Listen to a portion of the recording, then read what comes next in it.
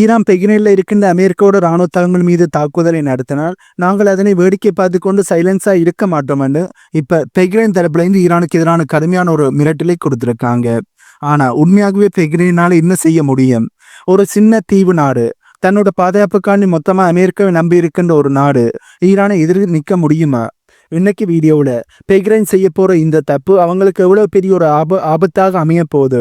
பெஹ்ரைனால் ஈரானுக்கு எதிராக என்ன செய்ய முடியும்? இப்ப பெஹ்ரைன் ஈரானுக்கு எதிரான தாக்குதலை நடத்தினால் அல்லது ஈரானுக்கு எதிரான ஒரு நடவடிக்கையில் ஈடுபட்டால் ஈரான் பயங்கரமாக செய்ய போற பதிலடி எப்படி இருக்கும் என்பதை பற்றியும் இந்த வீடியோவில் நாங்கள் தெளிவாக பார்க்க போறோம்.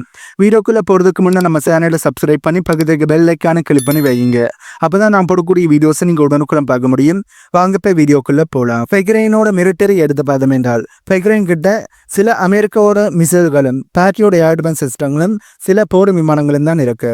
இப்ப பெஹ்ரைன் எதை நம்பி இவ்வளவு குதிக்கிறாங்க? ஈரானுக்கு மிரட்டல் கொடுத்துருக்காங்கன்னா அவங்க நாட்டில் இருக்கிற அமெரிக்காவோட 5வது ஃபிளீட்டை நம்பித்தான் இந்த மிரட்டலை கொடுத்துருக்காங்க.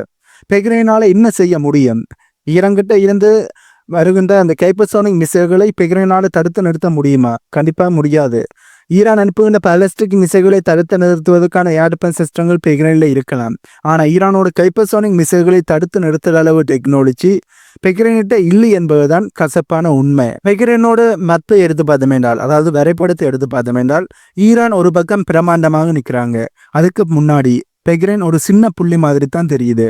ஈரான் கடற்கரையில இருந்து பெஹ்ரைனுக்கு இருக்கிற தூரம் வெறும் 200 கிலோமீட்டருக்கும் குறைவு. ஈரானோட ஒரு சாதாரணமான மிசைல் கிளம்பினா கூட அது பெஹ்ரைனை அடைய எடுத்துக்கிற நேரம் 5 நிமிஷத்துல இருந்து 8 நிமிஷத்துக்குள்ள பெஹ்ரைனை அதை அடைஞ்சிடும்.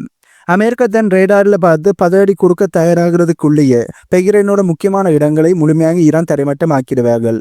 பெஹ்ரைனோட சின்ன தீவா இருக்கிறதால மக்கள் தப்பிச்சு ஓடக்கூட அங்கே நிலப்பரப்பு கிடையாது. பெஹ்ரைன் இப்ப நம்பி இருக்கிறது அமெரிக்காவோட பேட்ரியோட ஏர் டிஃபென்ஸ் சிஸ்டங்களை தான். ஆனா ஈரான் கிட்ட ஒரு பயங்கரமான டெக்னிக் இருக்கு.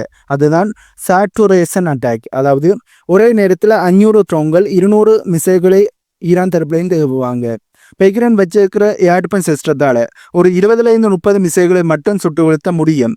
மிச்சம் இருக்கிற 600 மிசைல்களும் பெஹ்ரைன் மண்ணில் விழுந்தா என்னாகும் என்பதை நீங்களே கொஞ்சம் யோசிச்சு பாருங்க. முக்கியமா ஈரானோட ஃபட்டா 1 மாதிரியான ஹைப்பர்சோனிக் மிசைல்களை தடுத்து நிறுத்த இந்த உலகத்து எந்த ஒரு ஏர் டிஃபென்ஸ் சிஸ்டங்களாலே முடியாது. இது பெஹ்ரைனில் இருக்கின்ற அமெரிக்காவோட இராணுவ தளங்களை வெறும் சில வினாடிகளிலேயே முழுமையாக சாம்பல் ஆக்கிடும். அந்த அளவுக்கு பவர்ஃபுல்லான மிசைல் தான் இந்த ஃபட்டா 1.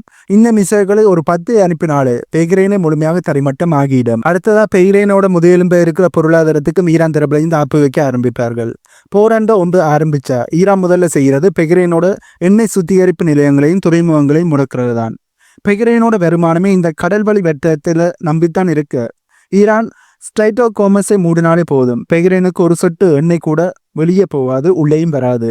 அமெரிக்க கப்பல்களை அனுப்பி, அதாவது அமெரிக்கா தங்களுடைய போர்க்கப்பல்களை அனுப்பி பெஹ்ரைன் காப்பாற்ற வர்றதுக்குள்ள பெஹ்ரைன் ஒரு 50 வருஷம் பின்னோக்கி போயிடும். இது பெஹ்ரைனுக்கு தேவையா? ஏன் தேவையில்லாத ஈரானை மிரட்டுற வேலை? போராண்டு வந்தா பெஹ்ரைன் தான் மிக பெருசா அடி வாங்குவாங்க. இது எல்லாத்தையும் விட பெரிய ஒரு ஆபத்து பெஹ்ரைனுக்குள்ளேயே இருக்கு. பெஹ்ரைன் நாட்டுக்குள்ள இருக்கிற மக்கள் மிக பெருசா கொந்தளிக்க ஆரம்பிப்பாங்க. பெஹ்ரைன்ல இருக்கிற மக்கள் பெரும்பான்மையானவர்கள் ஈரானோட ஆன்மீக மற்றும் அரசியல் கொள்கைகளை மதிக்கிறவங்களாகத்தான் இருக்கிறார்கள். தன் நாட்டு அரசாங்கம் அமெரிக்காக்காக ஈரானை எதிர்க்கிறதுன்னு தெரிஞ்சா, அதாவது பெஹ்ரைன்ல இருக்கிற மக்கள் பெஹ்ரைனில் இருக்கின்ற அரசாங்கம் அமெரிக்காவை பாதுகாப்பதற்காண்டி ஈரானை எதிர்க்கிறார்கள் என்பது அந்த மக்களுக்கு தெரிஞ்சா மக்கள் சும்மா இருப்பாங்களா? 2011 நடந்த மாதிரி ஒரு மிகப்பெரிய உள்நாட்டு புரட்சி அங்கே வெடிக்க ஆரம்பிக்கும். அப்போ பெஹ்ரைன் அரசாங்கம் வெளியில ஈரானையும் சமாளிக்கணும், நாட்டுக்குள்ள சொந்த மக்களையும் சமாளிக்கணும். இந்த 2 பக்க நெருக்கடியில பெஹ்ரைன் அரசு காணாம போயிடும் என்பதுதான் கசப்பான உண்மை. பெஹ்ரைன் தோத்து போவார்கள் என்று சொல்றதுக்கு முதல் காரணம் அவங்க யாரை நம்பி ஆடுறாங்களோ அந்த அமெரிக்காவோட வரலாறு தான். வியட்நாமில் இருந்து ஆப்கானிஸ்தான் வரைக்கும் அமெரிக்கா செஞ்சதை கொஞ்சம் யோசிச்சு பாருங்க. தங்களுக்கு ஒரு நாடு தேவையா இருக்கிற வரைக்கும் தோல் மேல கையை போட்டுக்கிட்டு கூட்டிக்கிட்டு போவாங்க. ஆனா நிஜமான போறன்னு வரும்போது தங்களோட லாப நஷ்ட கணக்கை பார்த்துட்டு அந்த நாட்டை அப்படியே நடுத்தருவில் விட்டுட்டு அமெரிக்கா ஓடிடுவாங்க. அமெரிக்காவுக்கு பெஹ்ரைன் ஒரு அசட், அதாவது சொத்து மட்டும்தான். ஆனா ஈரானுக்கு இது தன்னோட வீட்டு வாசலில் இருக்கிற ஒரு மிகப்பெரிய ஒரு பிரச்சனை. தன் இருப்புக்காக போராடுற ஒரு வீரனுக்கு முன்னாடி காசுக்காகவும் இன்னொருத்தனோட பாதுகாப்புக்காகவும் சண்டை போடுற ஒரு வாடகை ராணுவ வீரர்கள் என்னைக்குமே ஜெயிக்க முடியாது. ஈரான் தன்னோட இருப்புக்காண்டி பெஹ்ரைனுக்கு எதிரான போரை செய்வார்கள். ஆனா பெஹ்ரைன்ல இருக்கின்ற ராணுவ வீரர்கள் காசுக்காண்டி தான் அங்கே இருப்பார்கள், அங்க பாதுகாப்புக்காண்டி தான் அங்கே இருப்பார்கள். இப்படி இருக்கையில தன்னுடைய நாட்டை பாதுகாக்கணும், தன்னுடைய இருப்புக்காண்டி போர் செய்ய வருகின்ற ஈரான் ஓங்கி இறங்கி அடிக்கும் போது அதனை தாக்கு பிடிக்க முடியாமல் அந்த ராணுவ வீரர்கள் தோத்து போவார்கள் என்பதுதான் உண்மை. ஈரான் கொடுக்க போற அந்த அழுத்தம் தாங்க முடியாம அமெரிக்கா ஒரு கட்டத்துல பெக்ரைனை பலிக்கரையாக மாத்திட்டு பின்வாங்க ஆரம்பிப்பார்கள். அப்போ பெக்ரைன் தனித்து விடப்படும். ராணுவ ரீதியா பார்த்தோமேனா பெக்ரைன் ஒரு ஓப்பன் டார்கெட்னு தான் சொல்லணும். ஈரானோட மிசைல்கள் பெக்ரைனை தாக்க ஆரம்பிச்சா பெக்ரைனால ஒரு கட்டத்துக்கு மேல பதிலடி கொடுக்கவே முடியாது. ஏனென்றா பெக்ரைன் ஒரு சின்ன நிலப்பரப்பு. ஈரானோட சாகித் 136 போன்ற தற்கொலை படை ட்ரோன்கள் நூற்றுக்கணக்கில் வரும்போது பெக்ரைன் வச்சிருக்கின்ற விலை உயர்ந்த அமெரிக்காவோட ஏர் டிஃபென்ஸ் சிஸ்டங்கள் தீர்ந்து போயிடும். ஒரே ஒரு ட்ரோனை சுட்டு வீழ்த்துவதற்கு 1 கோடி ரூபாய் மதிப்பிலான மிசைல்களை பெக்ரைன் பயன்படுத்த வேண்டி இருக்கும். இது பெக்ரைனுக்கு பொருளாதார ரீதியான மிகப்பெரிய இழப்புகளும் ஏற்படுத்தும். ஆனா ஈரான் கிட்ட லட்சக்கணக்கான ட்ரோன்கள் இருக்கு.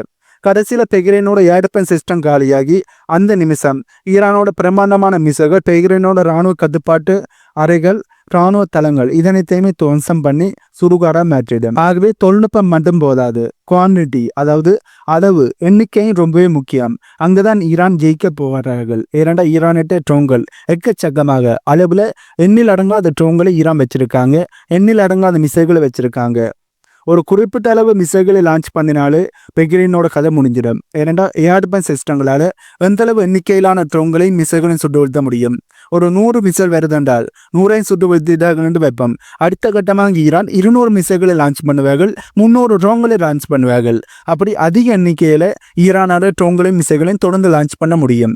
ஆனா ஏர் டிஃபென்ஸ் சிஸ்டங்களால ஓரளவுக்கு தான் சுட்டு வீழ்த்த முடியும். அதுக்கப்புறம் ஏர் டிஃபென்ஸ் சிஸ்டங்கள் ஃபெயிலியர் ஆகிடும். பெக்ரைன் தோக்குறதுக்கு அடுத்த காரணம் அண்டை நாடுகளோட சப்போர்ட் குறைகிறது. ஒருவேளை ஈரான் அக்ரெசிவாக இறங்கி அடிக்க ஆரம்பிச்சா சவுதி அரேபியாவோ இல்ல மற்ற வளைகுடா நாடுகளோ ஈரானோட நேரடி போரை விரும்புவாங்களா? கண்டிப்பாக விரும்ப மாட்டாங்க. ஏனென்றா அவங்களுக்கும் ஈரானுக்கும் இடையில இப்ப சமாதான பேச்சுவார்த்தை நடந்துகிட்டு இருக்கு. அமெரிக்காக்காக பெக்ரைன் எடுக்கிற இந்த முடிவு மற்ற அரபு நாடுகளுக்கும் ஒரு தலைவலியாத்தான் அமையும். உன்னால எங்களுக்கு எதுக்கு வம்புன்னு மற்ற அரபு நாடுகள் ஒதுங்கி நிற்கத்தான் பார்ப்பார்கள். ஒதுங்கி நிற்பதுதான் அவர்களுக்கு நல்லதா இருக்கு. பெக்ரைனோட கதை அதாவது மற்ற அரபு நாடுகள் பெக்ரைனை விட்டு இந்த ஈரான் பெக்ரைன் பிரச்சனையிலிருந்து ஒதுங்கி நின்றார்கள் என்றால் பெக்ரைனோட கதை அப்பவே முடிஞ்சிடும். ஈரானோட ராஜதந்திரம் பெக்ரைனை ஒரு தனித்தீவா மாற்றிடும் என்பதுதான் உண்மை. கடைசியா தோல்வியை தீர்மானிக்க பார்க்கிறது பயம். ஈரான் ஏற்கனவே அவிச்ச மாதிரி எந்த நாடு அமெரிக்காவுக்கு இடம் கொடுக்குதோ அந்த நாடு அனைத்துமே ஈரானோட எதிரி நாடுகள் தான். இந்த பையன் பெக்ரைன் இராணுவத்துக்குள்ளேயே ஊடுருவ ஆரம்பிச்சிடும். ஈரானோட வலிமை தெரிஞ்ச பெக்ரைனோட இராணுவ வீரர்கள் ஒரு கட்டத்துல சண்டையிட தயங்குவாங்க. எப்போ ஒரு நாட்டினுடைய இராணுவ வீரருக்குள்ள நாங்க தோக்க போறோம்ன்ற பயமானது வருதோ அப்பவே அந்த நாடு தோத்துட்டதா தான் அர்த்தம். பெக்ரைனோட மௌனம் காக்க மாட்டோம்ங்கிற அதாவது ஈரான் பெக்ரைன்ல இருக்கின்ற அமெரிக்காவோட இராணுவ தளங்கள் மீது தாக்குதலை நடத்தினால் நாங்க அதனை சைலண்டா வேடிக்கை பார்க்க மாட்டோம் என்கிற அந்த முழக்கம் வெறும் காகித புடியா அப்பவே மாறிடும். இவ்வளவு நேரம் நாம பார்த்ததுல இருந்த ஒரு விஷயம் தெளிவா புரியுது. பெக்ரைன் எடுக்க போற அந்த முடிவு அதாவது நாங்க மௌனமாக இருக்க மாட்டோம், ஈரானை அடிப்போம் என்று சொல்லி ஈரானுக்கு எதிரான தாக்குதலை நடத்துற முடிவு வெறும் அந்த நாட்டுக்கான அழிவு மட்டும் இல்ல, அது மத்திய கிழக்குல அமெரிக்கா வச்சிருக்கிற ஆதிக்கத்தோட இறுதி அத்தியாயமா தான் இருக்கு. ஈரான் நினைக்க ஒரு சாதாரணமான நாடா மட்டும் இல்ல, அது ஒரு சித்தாந்தமா அதாவது ஐடியாலஜியா மாறி இருக்கு. பெக்ரைன் மண்ணுக்குள்ள இருக்கிற அமெரிக்கா தளங்களை ஈரான் தாக்கும் போது அது ஒரு கட்டடத்தை அழிக்கிற வேலை மட்டுமில்ல, உலக வரைபடத்துல இருந்து மேற்கத்திய நாடுகளோட அடிமைத்தனத்தை வேரோடு பிடுங்கி எடுக்கிற ஒரு வேலையாகத்தான் அது இருக்கும். வரலாறு என்னைக்குமே துணிச்சலாக இருக்கிறவங்க பக்கம் தான் நிற்கும். ஈரான் யாருக்கும் அடிபணிய மாட்டோம், யார் எங்களை இன்னும் செய்தாலும் பரவாயில்ல, அடி பணிவதா அல்லது மரணமாண்டு வந்தா மரணத்தின் தான் ஈரான் செலக்ட் பண்ணுவார்கள். அப்படி ஈரான்ல இருக்கிற மக்கள் ரொம்ப ஸ்ட்ராங்காக இருக்காங்க, ஈரான் ரொம்ப ஸ்ட்ராங்காக நிற்கிறாங்க என்பதுதான் உண்மை. பெக்ரைன் அரசாங்கம் இன்னைக்கு வேணா அமெரிக்கா கொடுக்குற அந்த போலியான பாதுகாப்பை நம்பி சிரிக்கலாம். ஆனா ஈரானோட மிசைல்கள் பெக்ரைனோட வான்வழியை கிழிச்சு தரையில வந்து லேண்ட் ஆகும்போது அந்த சிரிப்பு புல்லா மொத்தமா காணாம போயிடும். தானோட துரோகியா வரலாற்றுல இடம் பிடிக்க போறோமா இல்ல சுதந்திரமான ஒரு அரபு பிராந்தியத்துக்கு வழிவிட போறோமா என்பது பெக்ரைனோட கையில தான் இருக்கு, பெக்ரைன் எடுக்கின்ற முடிவுல தான் இருக்கு. ஆனா பெக்ரைன் ஒரு தவறான பாதையை செலக்ட் பண்ணி ஒரு தவறான முடிவை எடுத்தா அவங்களுக்கான தண்டனை ரொம்ப பயங்கரமா இருக்கும் என்பதுதான் உண்மை.